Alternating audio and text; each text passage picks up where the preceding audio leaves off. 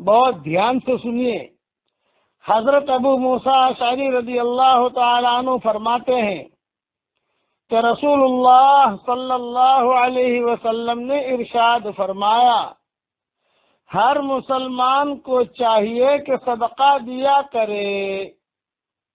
لوگوں نے دریافت کیا، اگر اس کے پاس صدقہ دینے کے لیے کچھ نہ ہو تو کیا کرے؟ ارشاد فرمایا، اپنے ہاتھوں سے محنت مزدوری کر کے اپنے آپ کو بھی فائدہ پہنچائے اور صدقہ بھی دے۔ لوگوں نے عرض کیا، اگر یہ بھی نہ کر سکے یا کر سکتا ہو پھر بھی نہ کرے؟ ارشاد فرمایا، کوئی بات نہیں، کسی غم زدہ محتاج کی مدد کرے۔ عرض کیا، اگر یہ بھی نہ کرے؟ ارشاد فرمایا کہ کسی کو بھلی بات بتا دے۔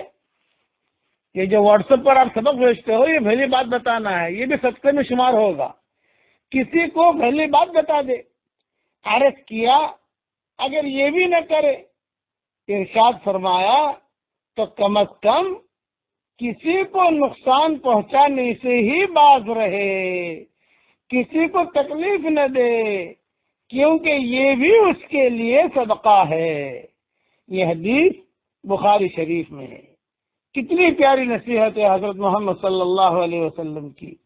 اس لیے آگے فرماتے ہیں دوسری حدیث میں جو ابو داؤد کی ہے کہ حضور صلی اللہ علیہ وسلم نے ارشاد فرمایا، ایک مومن دوسرے مومن کا آئینہ ہے اور ایک مومن دوسرے مومن کا بھائی ہے، اس کے نقصان کو اس سے روکتا ہے اور اس کی ہر طرف سے حفاظت کرتا ہے۔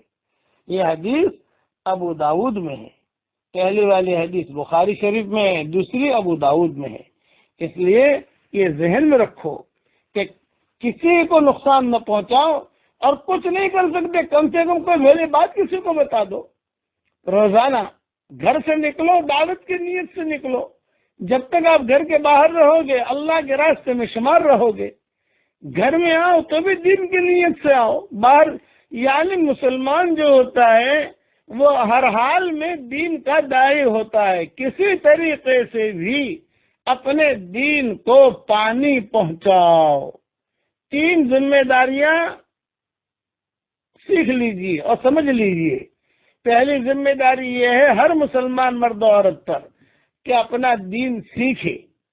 دوسری ذمہ داری یہ ہے ہر مسلمان مرد و عورت پر کہ اپنے دین پر چلے، اور تیسری ذمہ داری یہ ہے ہر مسلمان مرد اور عورت پر کہ اپنا دین دنیا میں پھیلے، اس کی کوشش میں لگا رہے۔